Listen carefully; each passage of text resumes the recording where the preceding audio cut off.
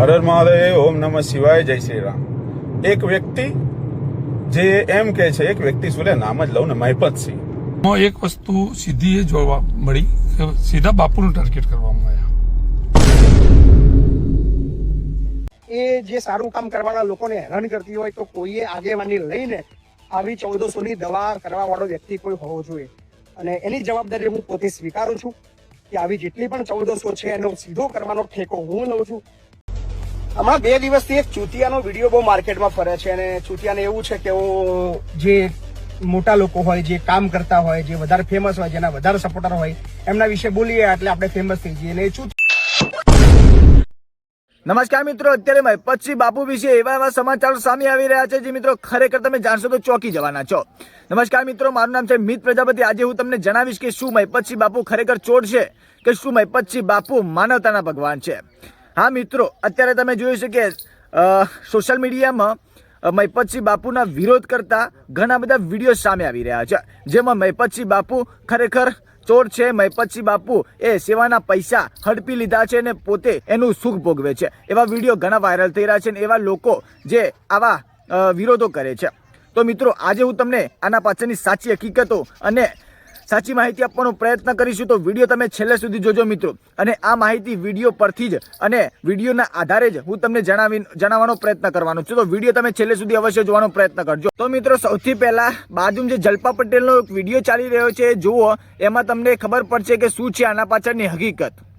કે અમે અમારા ઘરના પૈસાથી સેવા કરીએ છીએ, સાથે સાથે જે લોકો સ્વેચ્છાએ આપે છે એ મદદ અમે સ્વીકારીએ છીએ। પહેલો આગ્રહ એવો રાખીએ છીએ કે વસ્તુ સ્વરૂપે આપો, બહારથી કાંઈ હોય અને વસ્તુ સ્વરૂપે ના મોકલી શકે કે ના પહોંચી શકે તો એ પ્રેમથી જે આપે છે એ સ્વીકારીએ છીએ। બા એક જ મિનિટ, હમણાં હું આ પતાવીને તમને જવાબ દઉં હો, એક જ મિનિટ। બીજી વાત કે હવે મૂળ મુદ્દા ઉપર આવીએ કે આ મહિપતસિંહને અને પોપટભાઈને કેમ ટાર્ગેટ કરવામાં આવ્યા છે। તો ટાર્ગેટ કોઈ નથી કરતું, બે ભાઈઓ ખૂબ સારા કામ કરે છે। પ્રશ્ન ત્યાં આવીને ઊભો રહે છે કે દિલીપ મામાને કમલેશભાઈએ પૈસા અમેરિકાથી 1 કરોડ અને 60 લાખ રૂપિયા જે આપ્યા, એમાં અમને 3માંથી એકેયને પૂછીને નથી આપ્યા, એ વાત 100% સાચી છે। પણ કમલેશભાઈ પાસે જેટલા રેકોર્ડિંગ છે, જેટલા ચેક છે દિલીપ મામાને લીધેલા, અને મારે દિલીપ મામા સાથે પર્સનલી ફોનમાં આજથી 2-2.5 વર્ષ પહેલાં વાત થયેલી છે, 6 મહિના પહેલાં વાત થયેલી છે। ત્યારે કમલેશભાઈએ આ પૈસા ખોટા થયા એવું એને લાગ્યું કે મારા પૈસા ક્યાંક ખોટી દિશામાં વપરાઈ રહ્યા છે અને દિલીપ મામા પ્રોપર મને જવાબ નથી આપતા। ત્યારે એમને એવું લાગ્યું કે હું જલ્પાબેનનો સહારો લઉં, પોપટભાઈનો સહારો લઉં અને મહિપતસિંહનો સહારો લઉં કે આ લોકો ગુજરાત લેવલે ખૂબ સારા કામ કરે છે અને વારંવાર વિડીયોમાં દિલીપ મામા, પોપટભાઈ અને મહિપતસિંહ સાથે જોવા મળે છે, તો મને ત્યાંથી યોગ્ય સલાહ કે યોગ્ય જવાબ કે યોગ્ય આનું સમાધાન મળશે।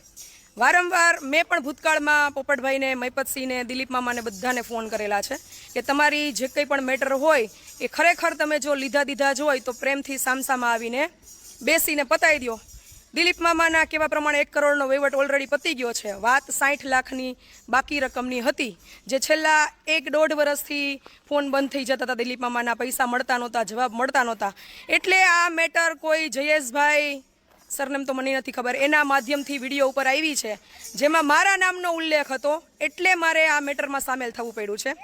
ઓલરેડી 1-1, 1.5 કલાકનું લાઈવ મેં આ દરેક મેટરના ખુલાસા બાબતે છે। કોઈ મહિપતસિંહને ટાર્ગેટ નથી કરતા, કોઈ પોપટભાઈને ટાર્ગેટ નથી કરતા। પ્રશ્ન માત્ર એટલો જ છે કે મહિપતસિંહને અને પોપટભાઈને આ રજૂઆત વારંવાર કમલેશભાઈ તરફથી, મારા તરફથી કરવામાં આવી, એ પછી પણ દિલીપ મામા અવારનવાર સંકુલ પર જોવા મળ્યા છે, પોપટભાઈ ફાઉન્ડેશન પર જોવા મળ્યા છે। ત્યાંથી મામાએ એવી જાહેરાતો કરી છે કે હું મહિપતસિંહને ફોર્ચ્યુનર લઈ દઉં છું, પોપટભાઈને ફોર્ચ્યુનર લઈ દઉં છું। એટલે કમલેશભાઈનો વારંવાર એક પ્રશ્ન હતો કે બધાને બધું કરી દે છે તો મારા પૈસાનો વહીવટ કે હિસાબ કેમ કરતા નથી। અને આ બાબતે અમે ઓલરેડી રજૂઆત મેં પણ કરેલી છે અને કમલેશભાઈએ કરેલી છે કે ભાઈ તમારી સાથે બેસે ઉઠે છે તો તમે એને સમાધાનમાં બેસી અને પતાવી દો। એ પછી ખજાનચીની નિમણૂક થઈ એટલે દરેક લોકોને એક પ્રશ્ન થયો કે દિલીપ મામા આટલું ખોટું કરે છે એ ખબર મહિપતભાઈને અને પોપટભાઈને છે, છતાંય વારંવાર વિડીયોમાં દિલીપભાઈ, પોપટભાઈ અને મહિપતસિંહ સાથે જોવા મળે છે, તો આ પાછળનું કારણ શું છે? એટલે હજી કહું છું કે જે લોકો એમ કહેતા હતા સ્ક્રિપ્ટ બનાવીને વિડીયો કરો છો, આ કરો છો, તે કરો છો, તમે લોકોને હજી મારો પરિચય નથી, કેમ કે હું સોશિયલ મીડિયાનો ઉપયોગ મારી જરૂરિયાત પૂરતો અને મારી સમય અનુકૂળતાએ કરું છું। અમે ક્યાંયથી કોઈ ફંડ ફાળા દાન ઉઘરાવતા નથી, ઇવન અમે ક્યાંય કોઈ વિદેશમાંથી કે અધર ઇન્ડિયામાંથી કોઈ જગ્યાએથી દાન માટે ફોને નથી કરતા. ત્રીજી વસ્તુ કે આ જગ્યા અને આ જગ્યા પર થતી સેવાઓ, જે લોકો અહીંયા લાખો લોકો મારી સાથે જોડાયેલા છે, પણ મને ક્યાંય કોઈ આશ્રમના નામ, માન, મોભો, સન્માન, પદ, પ્રતિષ્ઠા કે રાજકારણ સાથે લેવા દેવા નથી. પ્રશ્ન માત્ર એટલો ને એટલો જ છે કે દિલીપભાઈની મેટર મહિપતસિંહને કે પોપટભાઈને ખબર નહોતી ત્યાં સુધીની એક વાત અલગ છે, પણ ખબર પડ્યા પછી એ લોકોની સતત બેઠક એની સાથે હતી એટલે આજે લોકો પ્રશ્ન ઉઠાવે છે. મહિપતસિંહને ચેક છે એ પહોંચતા કરી દીધા છે, પ્રૂફ પુરાવાએ પહોંચતા કરી દીધા છે. ઇવન મેં મહિપતસિંહને પર્સનલી ફોન કરી દીધો છે કે ભાઈ પ્રેસ કોન્ફરન્સ બોલાવી હોય તો ગમે ત્યારે પ્રેસ કોન્ફરન્સ બોલાવી બધાને ભેગા કરો, હું તમે જ્યાં કહેશો ત્યાં આવી જઈશ, અથવા તમારે બધાને અહીંયા આવવું હોય તોય મોસ્ટ વેલકમ. મહિપતભાઈએ મને એવું કીધું કે 22-23 તારીખે દરેક સામાજિક સંસ્થાઓને બોલાવી અને આ બાબતે પ્રશ્નો જે કંઈ પણ છે એનું સમાધાન કરી અને સાથે મળી નિરાકરણ લાવશું. તો જ્યારે પણ તમે આયોજન કરો તો પણ મને કહેજો, હું તમે જ્યાં બોલાવશો ત્યાં આવી જઈશ, અથવા અહીંયા ક્યાંય તમારે પ્રેસ કોન્ફરન્સ કરવી હોય તોય અડધી રાત્રે મને અવાજ કરજો. કારણ કે આમાં એવું છે કે ઘણા બધા નિર્દોષ લોકો, તમે નિર્દોષ જ હશો કે છો, જે કંઈ પણ મેટર છે દિલીપ મામા સાથેની એ તમને ત્રણેય ભાઈઓને સાચી રીતે ખબર હશે, કેમ કે હું તો તમારા લોકોથી સોશિયલી પરિચિત છું, આપણે રૂબરૂ મળેલા છીએ. મહિપતસિંહને કોઈ ટાર્ગેટ કરતું નથી. મુદ્દો માત્ર એટલો જ છે કે દિલીપ મામાના વ્યવહાર બાબતે મહિપતસિંહને અને પોપટભાઈને ખબર પડ્યા પછી સતત એની બેઠક અવર જવર દિલીપ મામા સાથે હતી અને દિલીપ મામા વિડીયોના માધ્યમથી ઘણા લોકોને ગાડીઓ, મોબાઈલ, કપડાં, લતા આવા દાનની વાતો કરતા હતા. એટલે પ્રશ્ન ત્યાં આવતો હતો કે મહિપતસિંહને ખબર છે છતાંય આવા લોકોને કેમ સાચવે છે.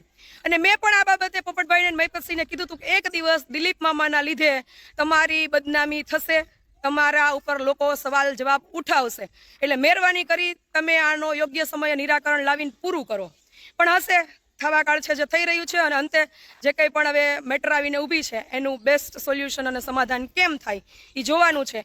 એટલે જ્યારે પણ પ્રેસ કોન્ફરન્સ કરવી હોય અથવા તો તમારે જ્યારે પણ આશ્રમ ઉપર રૂબરૂ આ તમે જે નક્કી કરો છો 22-23 તારીખનું બધા સેવાભાવીઓનું એક સ્નેહ મિલન, તો એમાં પણ મોસ્ટ વેલકમ. અહીંયા કરવું હોય આપણા આશ્રમ પર તો પણ છૂટ છે અને ત્યાં પણ આયોજન કરવું હોય તો છૂટ છે. તો જલ્પા પટેલ ના કહેવા મુજબ આ જે વિવાદ ઉભો થયો છે એ મેન વિવાદ મહિપતસિંહ અને જે મામા છે તેમના એક વ્યવહાર ઉપર છે. તો મિત્રો તમે બીજા પણ હું તમને વિડીયો દેખાડું તો એમાં પણ તમને સ્પષ્ટ થશે કે શું છે આના પાછળનું કારણ.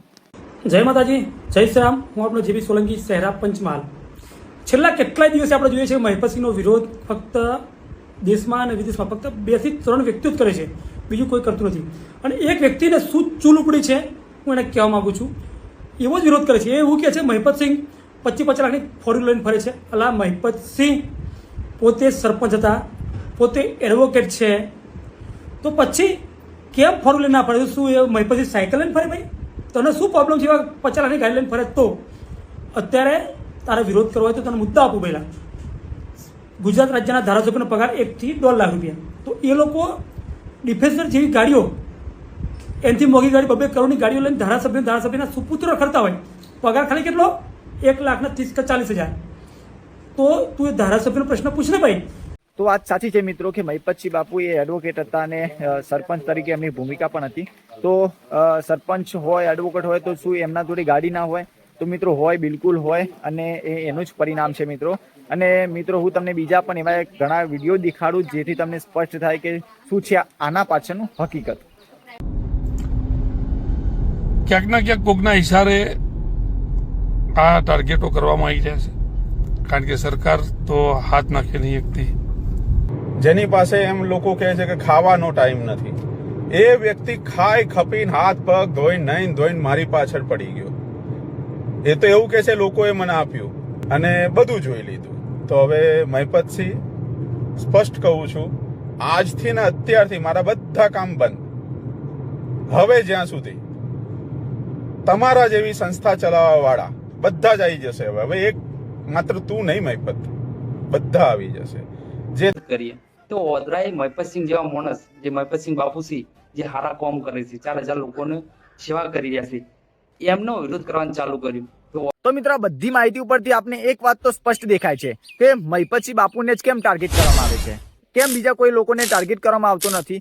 તો મિત્રો હવે તમે એક વાત તો સમજી જ ગયા છો કે મિત્રો કોઈ સારું કામ કરવા જઈ રહ્યો છે તો એને એમાં સપોર્ટ કરવાની જગ્યાએ એના પગ ખેંચવાનો પ્રયત્ન અત્યારે થઈ રહ્યો છે મિત્રો. તો હવે તમારે કોમેન્ટના માધ્યમથી તમારા વિચારો જણાવવાના છે કે શું છે મહિપતસિંહ બાપુ ખરેખર ચોર છે કે શું મહિપતસિંહ બાપુ માનવતાના ભગવાન છે? તમારે કોમેન્ટના માધ્યમથી જણાવવાનું છે. અને મિત્રો વિડીયો ગમ્યો તો લાઈક કરજો અને ચેનલને સબસ્ક્રાઇબ કરજો મિત્રો. હવે બીજી ઘણી બધી માહિતી આપણે મહિપતસિંહ બાપુની આપણે આપવાનો પ્રયત્ન કરીશું. તો બની શકે તો મિત્રો વિડીયોને શેર પણ કરી લેજો, જેથી આપણા બાપુ જે માનવતાના ભગવાન છે, જે ઘણા બધા વૃદ્ધોને આશ્રય આપ્યો છે, તો એમને ન્યાય મળી શકે. તો મિત્રો બની શકે તો વિડીયોને શેર કરી લેજો, ચેનલ સબસ્ક્રાઇબ કરી લેજો, લાઈક કરી લેજો અને કોમેન્ટમાં તમારા વિચારો જણાવવાનું ભૂલતા જ નહીં. જય માતાજી.